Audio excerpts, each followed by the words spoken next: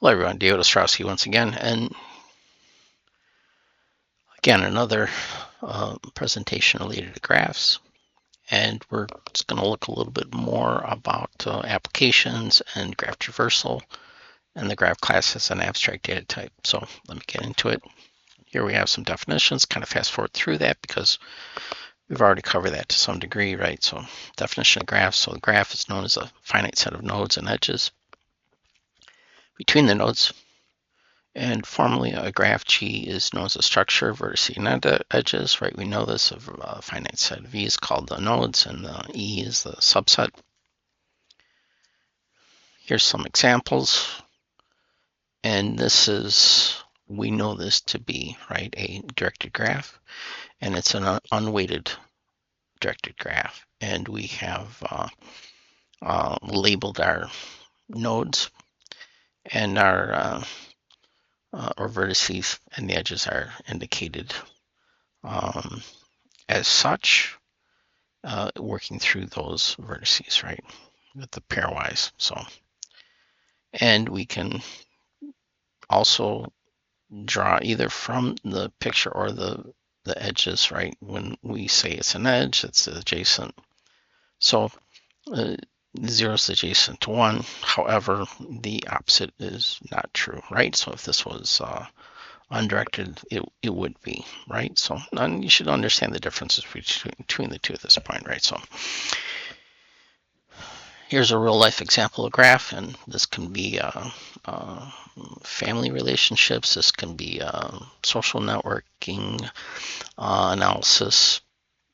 The list is endless, right, with the potential of graph applications, right? Some of the intuitions, okay, the nodes represent entities such as people, cities, computers, words, right? The edges represent relationships between the entities X and Y. X loves Y, X hates Y, X is a friend of Y. So all these relationships, right, could manifest and do, right? They and that's what the class has been about, right? Is finding out the right tool for the job, right? And this hopefully can give you a better idea or reinforce what we already know about when is the graph an appropriate use, right? And when do we use more restricted graphs, and do we weight or not use weighted graphs, right? So we have the adjacency matrix, and then this boils down to, in many cases, an issue of efficiency, how you want to, and we know the representations. And here's another example with numerical examples.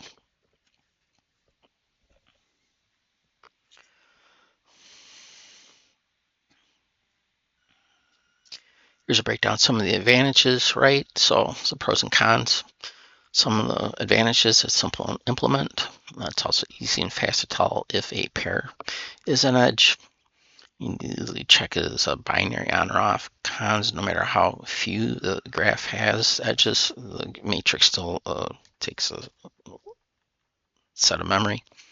The adjacency list representation here, the graph of endnodes is represented by a one-dimensional array L of linked lists, where L of I is the linked list containing all the nodes adjacent from I. Here the nodes in the list L are in no particular order.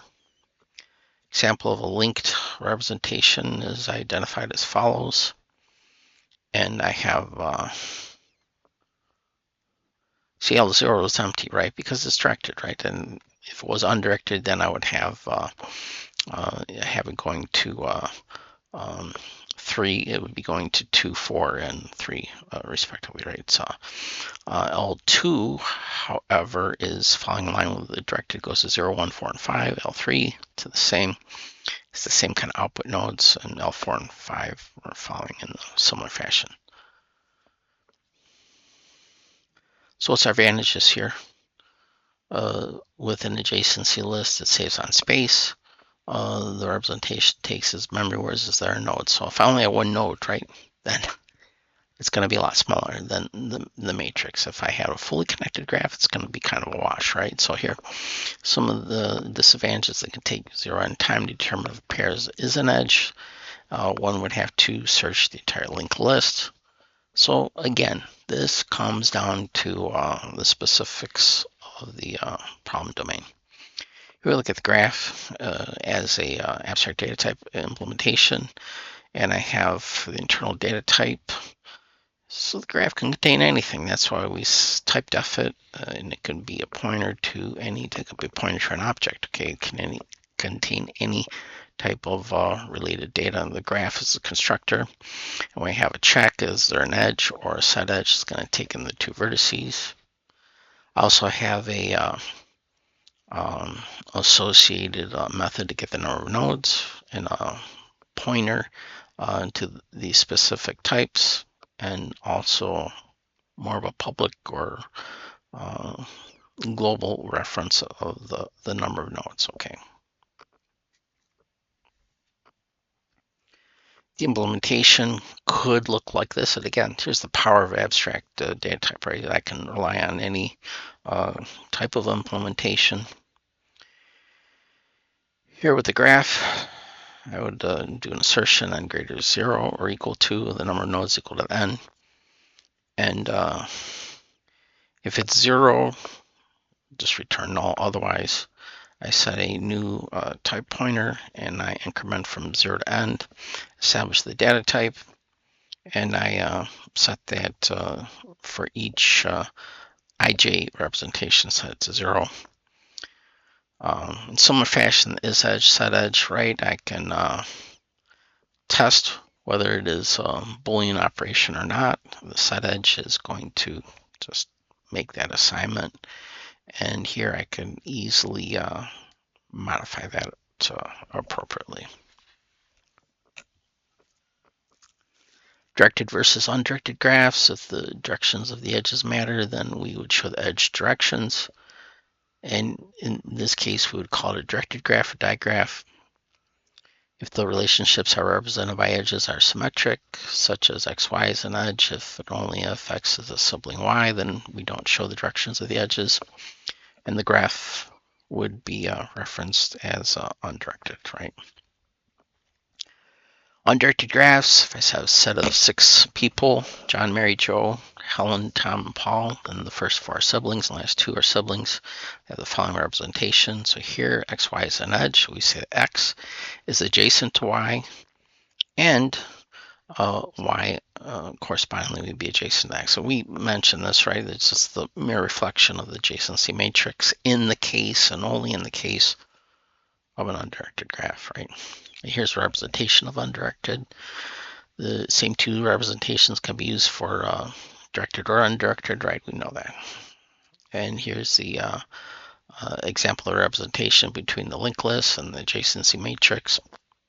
Again, if I only had a single edge, it's not easy to see, it's not hard to see, I should say, that you can have a more compact representation here, right? Definition of some graph-related concepts. If I say G is a directed graph, the degree of a node x and G is the number of edges coming to x. Correspondingly, the out degree of x is the number of edges leaving x. And here we let G to be an undirected graph. Here the degree of a node x is the number of edges that have x as one of their end nodes, and the neighbors of x are nodes adjacent to x. So here they have a kind of an assignment here. I'm going to skip that. Paths, okay, the path in graph G is a sequence of nodes such that there is an edge from each node to the next one in the sequence. For example, the first example graph, the sequence 3, 0, 1, 2 is a path. However, the sequence 0, 3, 4 is not a path because 0, 3 is not an edge. So in the sibling of graph, the sequence John, Mary, Joe, Helen is a path, but the sequence Helen, Tom, Paul is not a path. Graph connectivity. An undirected graph is said to be connected if there is a path between every pair of nodes. Otherwise, the graph is disconnected. Informally, an undirected graph is connected if it hangs in one piece.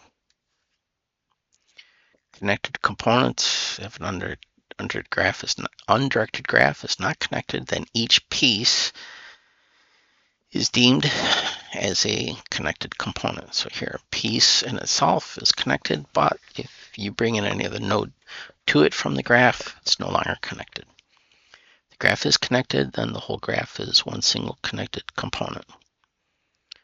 So when I'm of interest, if we give any undirected graph G, is it connected? If not, you can find its connected components. Graph traversal techniques. Okay, the previous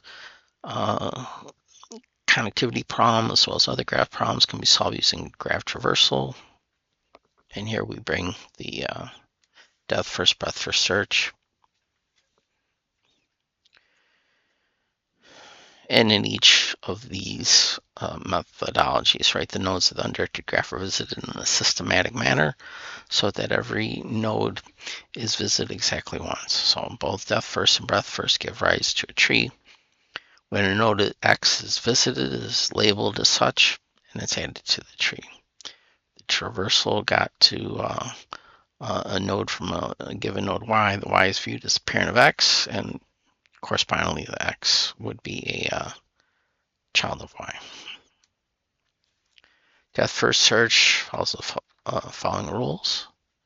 Here, I would select an unvisited node X, visit it, and treat it as a current node. Next, I would find an unvisited neighbor of the current node visited and make it the new current node. The current node has no unvisited neighbors, backtrack to the parent and make the parent the new current node. Repeat the steps until no nodes can be visited, and if there's still unvisited nodes, repeat from the initial step, right? So depth first, and here it's easiest to envision in the context of a tree. And once you go through the tree, you can have a better idea when you have a less restricted graph, as you see with the graph G. Okay, so because, for example, and again, the depth first is always following in the directed node order.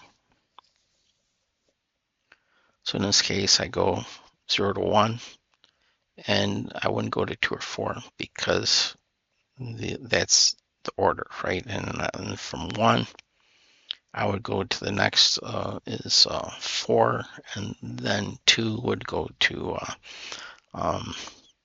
5, and not 9 because 5 is in the order. Okay, so and you can see in corresponding 6 is a dead end. Then I would back up and I'll go to 7 and 8.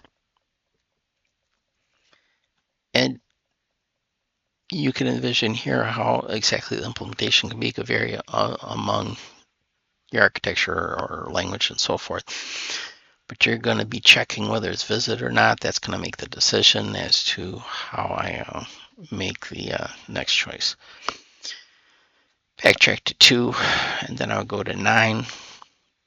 And 9 would go to 10, 11, I'm sorry, and then 10, then you covered everything, and you're not going to visit the nodes more than once, right?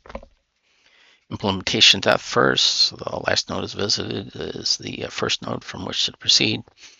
Correspondingly, the backtracking proceeds on the basis of last visited first to backtrack. 2, this suggests that a stack is the proper data structure to remember the current node, sorry, and how to backtrack.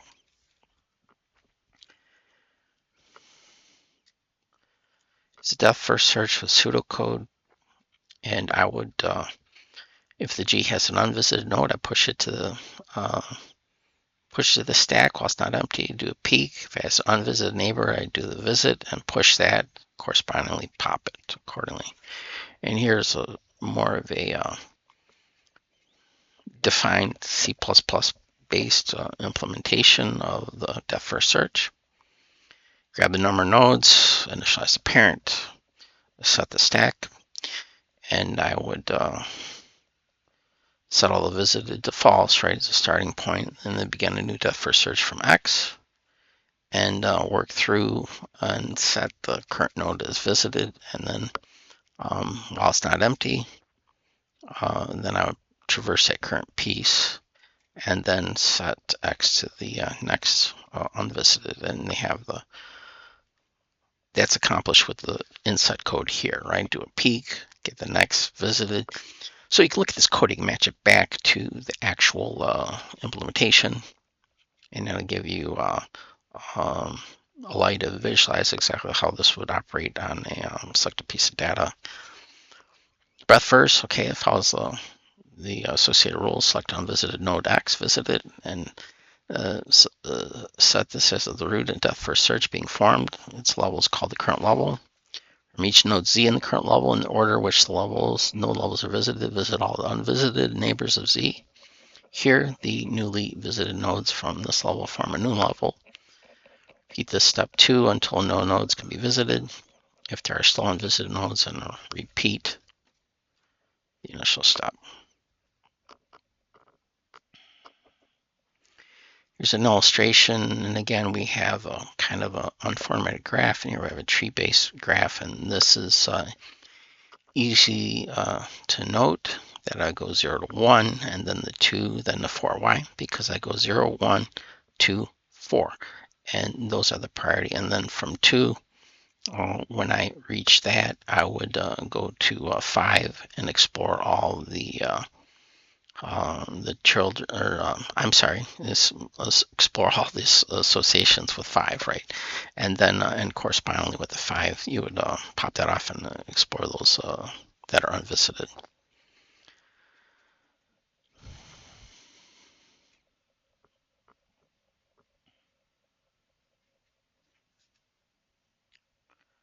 So here, just some more observations about that first search. The first node visited in each level is the first node in which to proceed. This could suggest that a queue is a proper data structure. This is points to earlier references. Breadth first search. From a pseudocode perspective, I would input the graph. While as an unvisited graph, I would enqueue that. While it's not empty, I do a dequeue and visit all the adjacent neighbors and enqueue appropriately. So there you go. I'll leave it at that. If you have any questions about the implementation for the programming assignment, let me know. I hope this helps. Thanks for listening. See you on the next recording. Thank you.